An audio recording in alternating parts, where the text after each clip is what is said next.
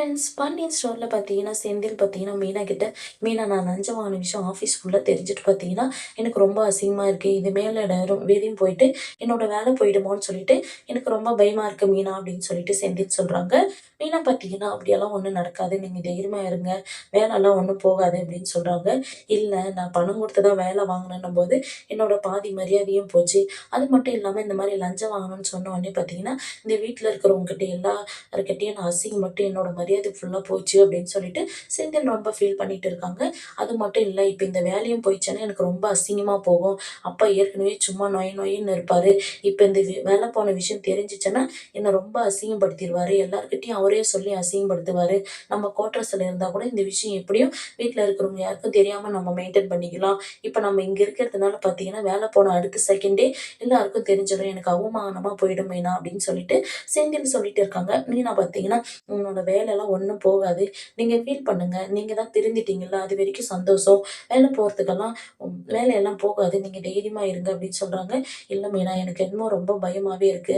சரி நீ படுத்துட்டு தூங்கு, நான் வெளியே போயிட்டு கொஞ்ச நேரம் இருந்துட்டு வரேன் அப்படின்ட்டாங்க. ஐயோ வெளியே போலான்னா அப்பா டிவி பார்த்துட்டு இருக்காரு. சரி நீ தூங்குன்னு கொஞ்ச நேரம் உட்காந்து இருக்கேன் அப்படின்னு சொல்லிட்டு செந்தில் சொல்றாங்க. மீனா பார்த்தீங்கன்னா அதெல்லாம் நீங்க ஒன்றும் பயப்படாதீங்க அப்படின்னு சொல்லிட்டு பார்த்தீங்கன்னா செந்திலோட கையை பிடிச்சிக்கிறாங்க. செந்திலும் பார்த்தீங்கன்னா சரி மீனா நீ தூங்கு அப்படின்னு சொல்லிட்டு சொல்றாங்க. இந்த பக்கம் பார்த்தீங்கன்னா பாண்டியன் டிவி பார்த்துட்டு இருக்காங்க. சரவணனும் பார்த்தீங்கன்னா என்ன பண்ணுறதுன்னு தெரியாம அமைதியா உட்காந்துருக்காங்க. டிவி பார்த்துக்கினே படம் பார்த்துக்கின்னு பார்த்தீங்கன்னா, "டேய் சரவணா இந்த படம் பார்த்தீங்கன்னா நானும் உங்க அம்மாவும் ரொம்ப வருஷத்துக்கு முன்ன பார்த்துருக்கோம்டா" அப்படின்னு சொல்லிட்டு இருக்காங்க. வீணா பார்த்தீங்கன்னா சரி டோர் லாக் பண்ணலாம் அப்படின்னு சொல்லிட்டு வரும்போது பார்த்தீங்கன்னா, ஐய்யய்யோ! இவரு டிவி பார்த்துட்டு இருக்காரே! இவரு கண்ல நம்ம பட்டோம்னா இவரு நம்மள எடுத்து உட்கார வச்சு டிவி பாருன்னுவாரு. தூங்கவே முடியாதே! காலைல வேற நமக்கு வேலை இருக்கு அப்படின்னு சொல்லிட்டு பார்த்தீங்கன்னா, இவருக்கு தெரியாம நாம போயிட்டு கதவ சாத்திட்டு வந்துரணும் அப்படின்னு சொல்லிட்டு போறாங்க. எப்படியே இருந்தாலும் பார்த்தீங்கன்னா, பாண்டியன் பாத்துர்றாங்க. "ஏய் கோமதி எங்க போற? வா இந்த படம் பார்க்கலாம் நம்ம" அப்படின்னு சொல்லிட்டு கூப்பிடுறாங்க. அதுக்கு கோமதி பார்த்தீங்கன்னா, "ஏங்க டிவி பார்த்துட்டு இருந்தா நாளைக்கு கடைக்கு போ முடியுங்களாங்க? நீங்க ஆஃப் பண்ணிட்டு படுங்க" அப்படின்னு சொல்றாங்க. உடனே பாண்டியன் பார்த்தீங்கன்னா, "ஏய் கோமதி நான் எவ்வளோ நேரம் டிவி பார்த்தாலும் காலையில 5 மணிக்கெல்லாம் நான் எந்திரிச்சுருவேன்" அப்படின்றாங்க. "சரி வா நம்ம 2 பேரும் சேர்ந்து படம் பார்க்கலாம்" அப்படின்னு சொல்லிட்டு சொல்றாங்க. அதுக்கு கோமதி பார்த்தீங்கன்னா, "இல்லங்க எனக்கு வேலை இருக்கு. காலையிலயே எனக்கு கிச்சன்ல நெறைய வேலை இருக்கு. நீங்க பாருங்க" அப்படின்னாங்க. "சரி எங்க போற நீ?" அப்படின்னு சொல்லி கேட்குறாங்க. "இல்லங்க கதவ சாத்திட்டு வரேன்" அப்படின்றாங்க. "சரி கதவ சாத்திட்டு வா நம்ம 2 பேரும் சேர்ந்து டிவி பார்க்கலாம்" அப்படின்றாங்க. உடனே பார்த்தீங்கன்னா கோமதி, ஐயய்யோ! நம்ம தப்பிக்கலான்னா, இந்த சரவணன் பாவம் அவன வேற கூப்பிட்டு உட்கார வச்சுக்கின்னு இந்த பாடு படுத்துறாரே இவரு அப்படின்றாங்க. சரி கதவ சாத்தலான்னு போம்போது பார்த்தீங்கன்னா, அங்க பழனி வராங்க. "என்னக்கா பண்ணிட்டு இருக்க?" அப்படின்னாங்க. "டேய் ஒரே டார்ச்சரா இருக்குடா. செந்தில் பார்த்தீங்கன்னா, அங்க குவார்டர்ஸ்லேருந்து டிவி எடுத்துட்டு வரும்போது, மேல போட்டு வச்சுரு அப்படின்னு சொல்லிட்டு சொன்னவரு, இப்ப அந்த டிவிய ஃபிட் பண்ணிட்டு எ கடைக்கு போற நேரத்த விட்டா வீட்டுக்கு வந்தா எந்த நேரம் டிவியே பார்த்துட்டு இருக்கார்றா. அது மட்டும் இல்லாம சரவணன கூப்பிட்டு உட்கார வச்சு டிவி பார்த்துட்டு இருக்கார்றா" அப்படின்றாங்க. ஐயோ! அக்கா அவனுக்கு ஏற்கனவே தூங்குறதுல பிரச்சனை இருக்குன்னு சொன்னானே, ஏன்க்கா இந்த மாரி பண்றாரு? அப்படின்றாங்க. அவன மட்டும் இல்லடா, என்னையும் வா டிவி பாப்பேன்னு சொல்லிட்டு டார்ச்சர் பண்றாருடா. நான் எப்படியாச்சும் அவருக்கு தெரியாம போயிட்டு அமைதியா படுத்துன்னு தூங்கணும்டா அப்படின்ட்டாங்க. சரிக்கா நான் மாமா கிட்ட வேணுனா பேசவா? அப்படின்ட்டாங்க. டேய் நீ வந்தியானா நீ டிவி பார்க்க மாட்டிப்ப அப்படின்னு சொல்லிட்டு கோமதி சொல்றாங்க. ஆமாக்கா சரியா போச்சு. நீ சரிக்கா நீ மச்சானுக்கு தெரியாம நீ டோர லாக் பண்ணிட்டு அமைதியா போயிட்டு படுத்துன்னு தூங்குக்கா, நானும் போறேன் அப்படின்னு சொல்லிட்டு பார்த்தீங்கன்னா, அங்கருந்து பழனி கிளம்பிடுறாங்க. கோமதி பார்த்தீங்கன்னா, சைலன்ட்டா பார்த்தீங்கன்னா, டோர க்ளோஸ் பண்ணிட்டு பார்த்தீங்கன்னா, அவருக்கு தெரியாம பார்த்தீங்கன்னா, வேகமா போயிர்றாங்க. இந்த பக்கம் சரவணன் பார்த்தீங்கன்னா, "அப்பா நான் போயிட்டு ரூம்ல படுக்கவா?" அப்படின்ட்டாங்க. "டேய் இங்கேயே படுறா, இங்கேயே படுத்துன்னு தூங்குடா" அப்படின்னு சொல்லிட்டு சொல்றாங்க. ஒரு பக்கம் பார்த்தீங்கன்னா, நைட் 12 மணிக்கு பார்த்தீங்கன்னா, ராஜி ரூம்ல லைட் போட்டு பார்த்தீங்கன்னா, "கதிரு எந்திரி" அப்படின்றாங்க. "ஏன் ராஜி பொழுது விடிஞ்சிச்சா?" அப்படின்னு சொல்லி கேட்குறாங்க. "இல்ல 12 மணி தான் ஆகுது. நான் தான் லைட் போட்டேன்" அப்படின்னு சொல்லிட்டு ராஜி சொல்றாங்க. "ஏன் ராஜி என்னாச்சு?" அப்படின்றாங்க. "இல்ல ஹாஸ்பிட்டலுக்கு போயிட்டு நம்ம குழந்தை இல்லன்னு சொன்ன உடனே எல்லாரும் ரொம்ப அப்செட் ஆயிட்டாங்க. அப்பாவும் பார்த்தீங்கன்னா, நமக்கு குழந்தை இப்போதைக்கு பொறக்காதுன்னு சொல்லிட்டு ரொம்ப ஃபீலிங்கா இருக்காங்க. நம்ம 2 பேரும் குழந்தை பெத்துக்கலாமா?" அப்படின்னு சொல்லிட்டு கேட்குறாங்க. "என்ன ராஜி நீ பேசிட்டு இருக்க? உங்க அப்பாக்காக குழந்தை பெத்துக்கிறேன்னு சொல்றியா?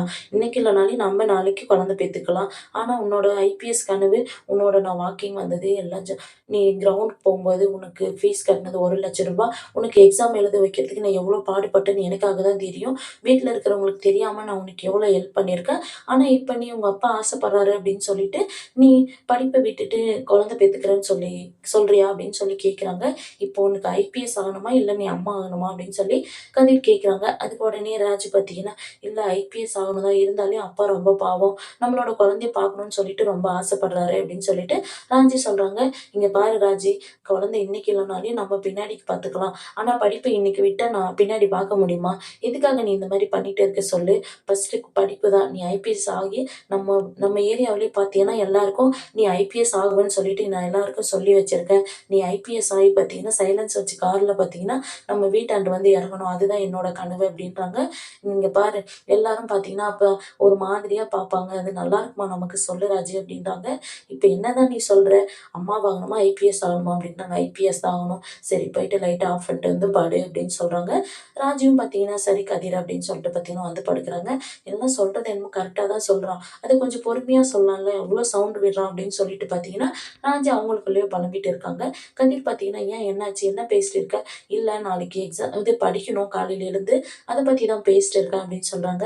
"அது எதா இருந்தாலும் காலைல பார்த்துக்கலாம். அமைதியா தூங்கு" அப்படின்னு சொல்லிட்டு கதிர் சொல்றாங்க. "சரி கதிர்" அப்படின்னு சொல்லிட்டு பார்த்தீங்கன்னா, ராஜுவும் தூங்குறாங்க. இந்த பக்கம் பார்த்தீங்கன்னா, அப்பத்தா பார்த்தீங்கன்னா ஹால்ல உட்கார்ந்து இருக்காங்க. முத்துவேலும் வராங்க. "என்ன முத்துவேலு என்கிட்ட எதனா பேசணுமா?" அப்படின்றாங்க. "ஏம்மா?" "இல்ல உன்ன பார்த்தா என்கிட்ட ஏதோ சொல்ல வர்ற மாரி தெரியுது. அதனால தான் முத்து கேட்டேன்" அப்படின்னு சொல்லிட்டு அப்பத்தா சொல்றாங்க. "ஆமாம்மா, என்னோட உடம்ப நெனச்சா எனக்கு ரொம்ப வருத்தமா இருக்கு. டேய் வயசான நானே இருக்கும்போது, நான் பெத்த புள்ள உனக்கு என்னடா பிரச்சனை ஆயிட்டு போது? அதெல்லாம் ஒண்ணும் ஆகாது. நீ தைரியமா இருடா" அப்படின்றாங்க. "இல்லம்மா, நாள பின்ன எனக்கு எதனா ஒண்ணு ஆயிடுச்சுன்னா என்ன பண்றது? அதனால தான் சொத்த பிரிச்சிடலாம் அப்படின்னு சொல்லிட்டு யோசிக்கிறேம்மா. இன்னைக்கு இருக்கிற மாரி எல்லாரும் ஒண்ணா சேர்ந்து இருக்க மாட்டாங்க.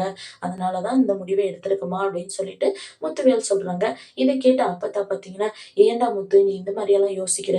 இல்லம்மா, எதனா ஒண்ணு ஆயிடுச்சுன்னா, பின்னாடிக்கு சண்டை அடிச்சுட்டு இருக்கிறத நம்ம இப்பவே தீர்த்து வச்சிடலாம் இல்லம்மா. உனக்கு ஓகேன்னா இத பண்ணிடலாமா" அப்படின்னு சொல்லிட்டு முத்துவேல் சொல்றாங்க. அத கேட்ட அப்பத்தா பார்த்தீங்கன்னா, "சரியா, உனக்கு இந்த மாரி தோணுதுன்னு சொல்ற. எனக்கு விருப்பம் இல்ல தான். இருந்தாலும் உன்னோட சந்தோஷத்துக்காக இத பண்ணிடலாம்" அப்படின்னு சொல்லிட்டு அப்பத்தாவும் சொல்றாங்க. முத்துவேல் பார்த்தீங்கன்னா, "சரிங்கம்மா" அப்படின்னு சொல்லிட்டு வடிவுன்னு சொல்லி கூப்பிடுறாங்க.